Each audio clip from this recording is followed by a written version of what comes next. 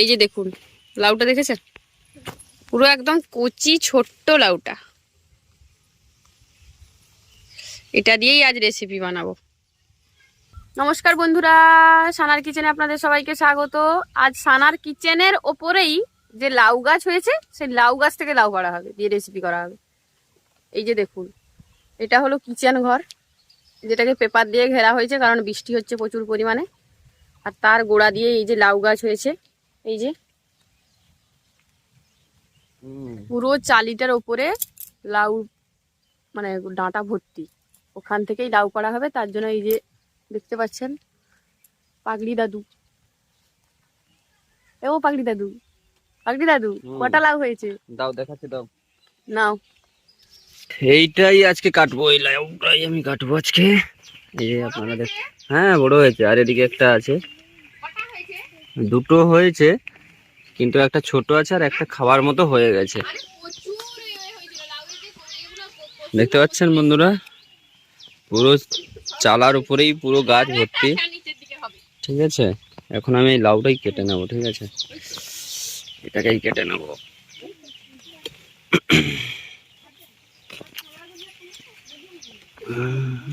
এটাকে টানি একটু কাছের দিকে, নাহলে কাটলে আর করতে পারবো না।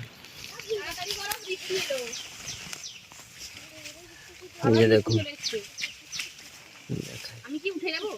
না আমি কেটে তোমাকে দিচ্ছি, দাঁড়াও।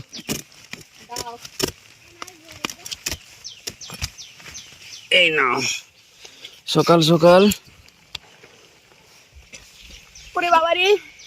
এই যে দেখুন লাউটা দেখেছেন, পুরো একদম কচি ছোট্ট লাউটা। এটা দিয়েই আজ রেসিপি বানাবো। গাছ থেকে লাউটা তো পেড়ে নিয়ে চলে এসেছি। এবার এই লাউ দিয়েই আজকে একটা রেসিপি বানাবো। আজকে বানাবো লাউয়ের কোপ্তা কারি। লাউয়ের কোপ্তা কারিটা খেতে দারুণ লাগে। আজকে সেই কোপ্তা কারিটাই বাড়ির সকলকে বানিয়ে খাওয়াবো। তার জন্য লাউটাকে প্রথমে আমি কেটে নিয়ে, তারপর খোসাটা ছাড়িয়ে নিয়ে সেটাকে একটা গ্রেটারে গ্রেট করে নেবো।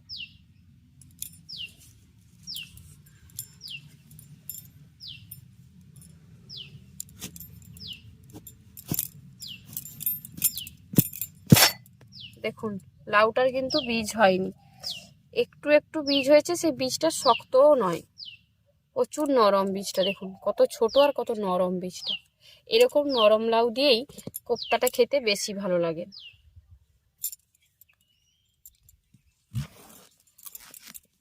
গোটাটা লাউ লাগবে না আমার কোপ্তা করতে, আমি অর্ধেকটা পরিমাণে লাউ দিয়েই আজকে কোপ্তাটা তৈরি করব। প্রথমে আমি লাউয়ের খোসাটাকে ছাড়িয়ে নিচ্ছি।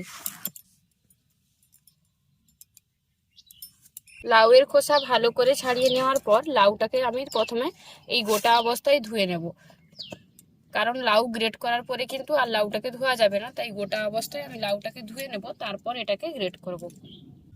লাউটা কেটে নেওয়ার পর খোসা ছাড়িয়ে ধুয়ে নিয়েছি। এবার এটাকে একটা গ্রেটার দিয়ে গ্রেট করে নিচ্ছি।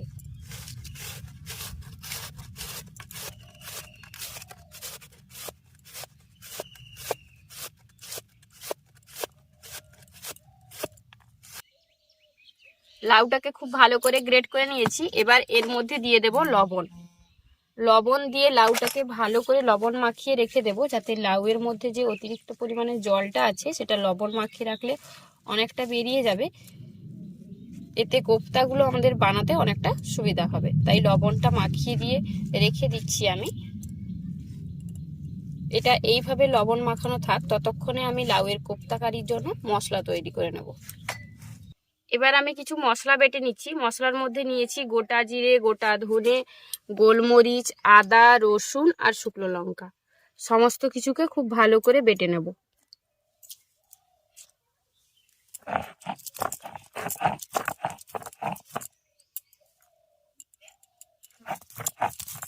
মশলাটাকে খুব ভালো করে বেটে নিয়েছি।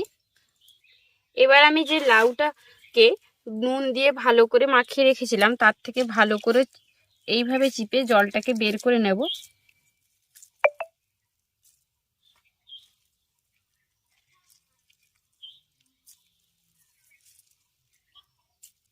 ভালো করে জলটাকে চিপে বের করে নিয়েছি। দেখুন কতটা পরিমাণে জল বেরিয়েছে।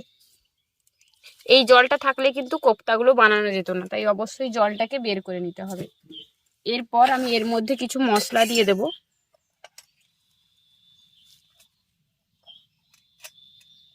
হলুদের গুঁড়ো দিচ্ছি,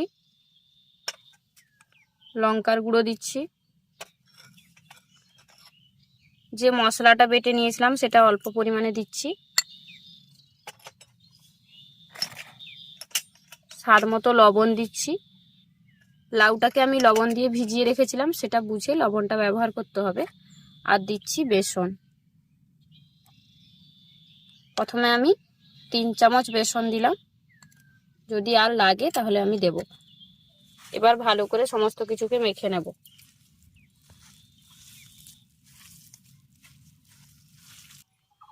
আরও একটু বেসন দিয়ে দিচ্ছি, আরও 2 চামচের মতো বেসন দিয়ে দিলাম।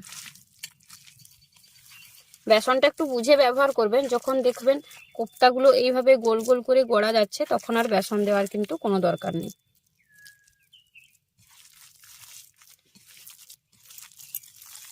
কোপ্তা বানানোর জন্য আমাদের লাউয়ের মিশ্রণটা একদম রেডি।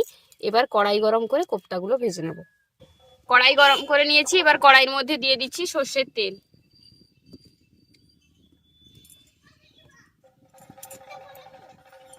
তেল গরম হয়ে গেছে, এবার কোপ্তাগুলো এর মধ্যে দিয়ে দেবে।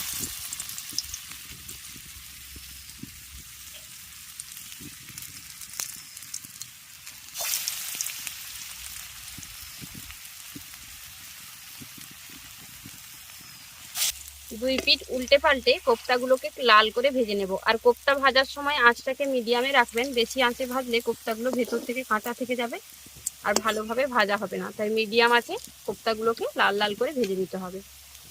দুই পিঠ উল্টে পাল্টে প্রথম বেচের কোপ্তাগুলোকে লাল করে ভেজে নিয়েছি, এবার এগুলো তুলে নিচ্ছি। একইভাবে বাকিগুলোকেও ভেজে নেব।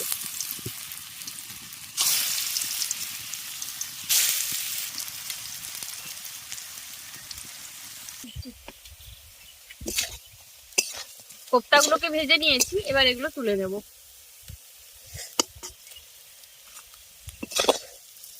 কোপ্তাগুলো তুলে নেওয়ার পর ওই তেলের মধ্যেই আরো একটু পরিমাণে সর্ষের তেল দিয়ে দিচ্ছি।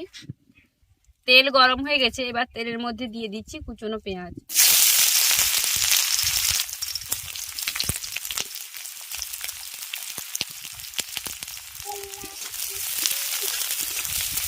প্রথমে পেঁয়াজটাকে ভালো করে আগে ভেজে নেব। পেঁয়াজটা ভেজে নিয়েছি, এবার এর মধ্যে যে বাটা মশলাটা তৈরি করে রেখেছিলাম সেটা দিয়ে দিচ্ছি।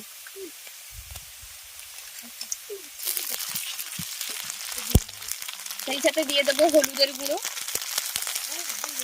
লঙ্কার গুঁড়ো।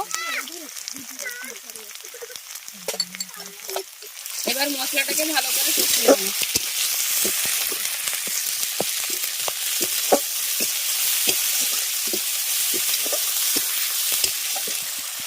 মশলা কষিয়ে নিয়েছি খুব ভালো করে, এবার এর মধ্যে দিয়ে দিচ্ছি জল।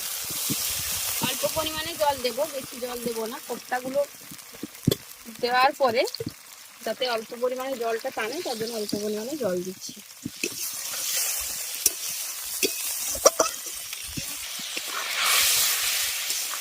জলটা দেওয়ার পর গ্রেভিটা খুব ভালোভাবে ফুটে উঠেছে, এবার আমি ভেজে রাখা কোপ্তাগুলো এর মধ্যে দিয়ে দেবো।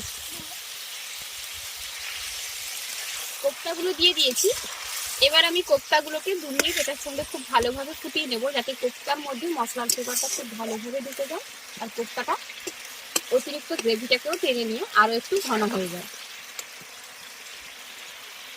আমাদের লাউয়ের কোপ্তা কারি একদম রেডি।